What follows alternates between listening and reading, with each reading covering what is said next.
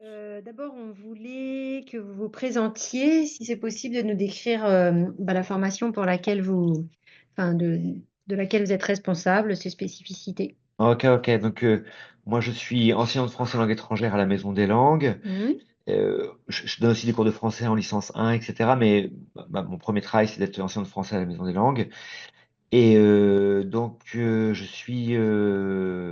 Alors maintenant, avant, ça s'appelait. Enfin, oui, je suis coordinateur en fait du DU, enfin du diplôme universitaire de langue française de la Maison des Langues, qui a pour objectif eh bien, on va dire d'intégrer aussi bien linguistiquement que culturellement des étudiants en fait enfin, dans la perspective de l'université surtout, des étudiants en fait qui veulent, pour la plupart, poursuivre leurs études en France. Mais il y a pas que des étudiants qui veulent poursuivre leurs études en France, il y en a certains qui veulent faire autre chose, enfin, qui viennent parfois de l'extérieur et qui ont d'autres objectifs. Mais le gros en fait de nos étudiants, parce que parmi nos étudiants, en fait, on a deux groupes d'étudiants, on va dire.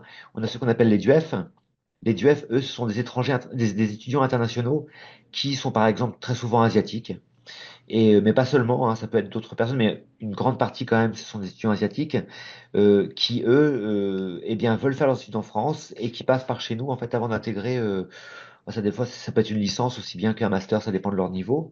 Et on a une autre partie, en fait, ce sont des étudiants qui sont en France, on va dire d'une manière générale, en situation d'exil, avec des statuts différents, hein, et qui, eh bien, bénéficient en fait de programmes particuliers et de prises en charge particulières pour justement avoir une formation en français et aussi avec une perspective universitaire, et donc continuer leurs études en France. Donc ça concerne en général un public qui est eh ben, des personnes qui dans leur pays ont fait ou voulaient faire des études et puis qui dont les études ont été interrompues, enfin où le parcours de vie a été interrompu et qui en arrivant en France eh bien cherchent des solutions pour pouvoir continuer à étudier et puis faire finalement la profession qu'ils visaient dans leur propre pays et qui eh bien s'inscrivent chez nous. Voilà.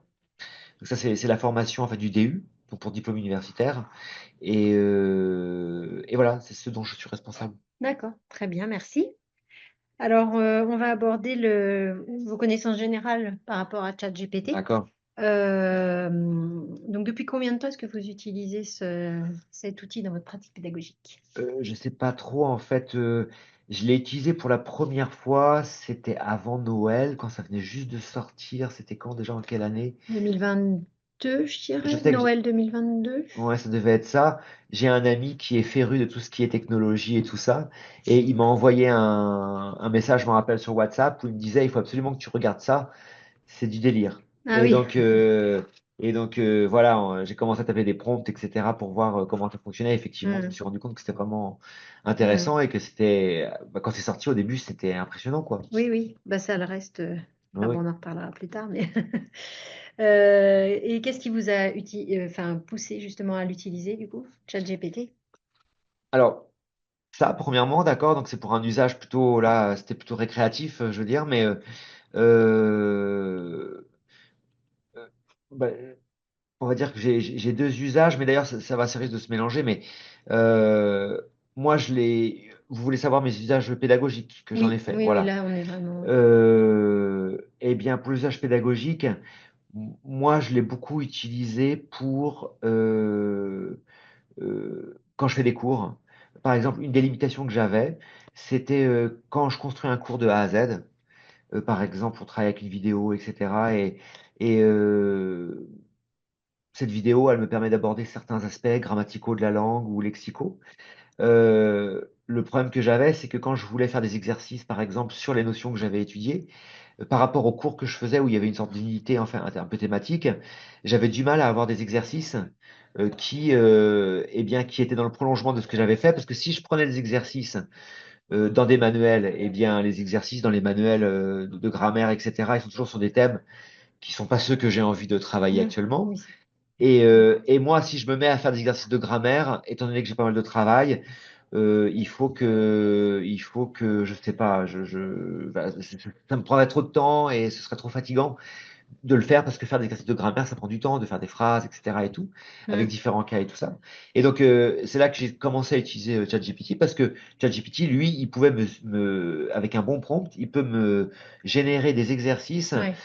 qui permettent d'évaluer en fait un certain aspect grammatical, par exemple, tout en restant dans le domaine que je veux étudier avec mes Mm. étudiants. Et ça, j'ai trouvé ça génial. Mm. Moi, ça m'a fait gagner un temps fou. Bah Et je oui. trouve ça super. Je l'ai utilisé aussi, par exemple, lorsque je fais un cours et que je veux avoir des exemples sur un sujet. euh, Par exemple, si je veux montrer à mes étudiants les différents usages du subjonctif en français et après quel type de mots ils utilisent en général. Eh bien là, par exemple, si j'ai la liste des mots après lesquels ils s'utilisent, enfin, des verbes déclencheurs, eh bien, je vais taper ces mots-là, je vais lui dire, voilà, dans tel domaine, et il va me sortir tous les exemples possibles avec effectivement des phrases qui sont bien faites, etc., avec Pour le les mots vocabulaire. que je veux utiliser. Donc ça, c'est super aussi, ça me fait Mm. vraiment gagner du temps. Je trouve que enfin, on pourra en reparler après. Je pense que d'après moi, c'est un bon usage de ChatGPT. Mm. Là, dernièrement, encore en grammaire. Alors, en grammaire, apparemment, c'est le domaine où j'utilise le plus. Euh, Avec mes étudiants en fait de B1 cette année, le type de cours que je fais de grammaire fonctionne toujours de la même façon, c'est-à-dire que on commence par rapport à une notion. Je leur dis par exemple, rédigez-moi un texte où vous parlez de telle ou telle chose. Donc moi, ce que je veux, c'est avoir des sujets qui contraignent mes étudiants à utiliser les notions que je veux étudier dans mon cours. Et donc, on peut fermer la porte peut-être, parce que Oui, là, oui. je vois les collègues qui passent, il y en a d'autres qui peuvent encore repasser et ça va faire du parasite. Donc, le plus simple, c'est par exemple, je veux travailler sur la narration au passé, passé composé imparfait. Eh bien, je suis déjà ChatGPT, je lui dis euh, différents exemples d'exercices qui permettent de faire du réemploi de telle ou telle chose. Et lui, il me sort plein d'exercices différents. Et donc, bah, comme ça, je peux piocher dedans. Et puis, bon, je les modifie souvent, mais il me donne plein d'idées. Mm. Et alors, c'était intéressant pour moi parce que la façon dont je fonctionne, c'est qu'au début du cours, ou enfin au début de la séquence, je fais un exercice de rédaction et à la fin de la séquence, j'en refais un autre. Mm. Donc eux, ils sont B1, mes étudiants, normalement vers B1. Donc le premier exercice que je fais, je lui demande de le faire au niveau B2 parce que ChatGPT, il connaît les niveaux du Ah cadre oui. européen. Mm. Et donc je lui dis exercice de niveau A2 et à la fin du cours, en fait, je lui dis des exercices de niveau B1. Après qu'on ait fait justement un peu de pratique, mes étudiants après, Mm. entre-temps, en général, c'est d'un cours sur l'autre. Quand ils arrivent, on regarde les exercices qu'ils ont faits et après, ils font l'exercice de rédaction finale. Et donc là, je vois s'il y a eu du progrès ou s'il y a encore des choses à comprendre. Et donc, pour ça, j'ai beaucoup utilisé ChatGPT, c'est super pratique. Pas seulement, hein, parce que des fois, j'avais des idées d'exercices de moi-même et tout, mais pour Oui. aller plus vite, franchement, c'est vraiment très bien. Mm. C'est gagner du temps. Et voilà, c'est les usages que j'ai un petit peu de ChatGPT dans mon cours. Mm. Euh, j'ai des usages Alors là, je suis en train de réfléchir à un usage que j'ai pas eu pour l'instant, qui vient justement, alors là, plutôt de ma pratique et qui est un peu plus ambitieux que les autres, dans le domaine de l'écriture créative. C'est en fait ce qui s'est passé. J'avais un ami l'autre jour à la maison. Il me parlait de ChatGPT, des intelligences artificielles, et je lui dis, mais tu as déjà utilisé? Il me fait, bah non. Je dis, ok, bah attends, on va utiliser. On va le faire maintenant. Et donc là, j'ai pris mon ordinateur et j'ai commencé à taper des trucs, au début un peu sérieux. Et après, je lui dis, attends, il était reparti à discuter avec quelqu'un d'autre. Pendant ce temps-là, je commence à réfléchir et j'ai fait quelque chose qui est vraiment intéressant. C'est que il était à la maison avec ma femme, moi, ma fille. Donc, je lui donne le nom des différentes personnes, leur statut, la raison pour laquelle ils étaient là, leur relation et tout ça. Et je dis à GPT, j'aurais voulu que tu me proposes différents scénarios de films à partir de cette situation. Et donc là, il m'a proposé à peu près 4, 5 scénarios de films différents. Et alors, avec des trucs, mais à mourir de rire, hein, Mm. d'accord? Nous, Mm. on n'en pouvait plus, on a rigolé pendant 1 heure au moins avec ça. C'est bien. Et donc, l'autre jour en cours, hein, c'était à la fin du cours, on avait fini ce que j'avais à faire. Et je sais pas pourquoi il y en a un qui me parle de ChatGPT. Et je lui dis, mais est-ce que vous avez déjà fait des trucs comme ça? Alors là, j'ai pris la situation de la classe Et j'ai dit, voilà, une classe de 10 étudiants ukrainiens, 8 Ukrainiens, étudiants afghans, et je sais pas combien d'étudiants syriens, avec leurs professeurs, enfin, étudient le français à Le Mans Université, avec leur professeur Nicolas, qu'ils craignent beaucoup. Voilà, j'ai mis ça comme ça pour rigoler. Et il nous a à nouveau sorti des scénarios. Mais alors c'était génial parce que moi je me retrouvais ancien membre du KGB, reconverti dans l'éducation nationale. Après, j'avais des relations avec la mafia afghane et ukrainienne. Enfin, il y avait plein de trucs comme ça. Les étudiants, ils étaient morts de rire. Il y en a un il y a un étudiant, il me dit, c'est super parce que ce qui sort comme ça, pour nous les étudiants, c'est bien, on peut en générer et finalement on peut regarder ce qu'il dit et puis on peut apprendre des mots. Il y a les situations sont super concrètes et tout ça. Je dis bah oui, pourquoi pas ça, c'est un. Ce que je dis, nous les enseignants, vous avez toujours l'impression qu'on est contre ChatGPT parce que nous ce qu'on veut pas, c'est comme Wikipédia d'ailleurs, que vous fassiez du copier-coller et que vous nous recrachiez, que vous nous recopiez quelque chose que vous avez pris sur ChatGPT.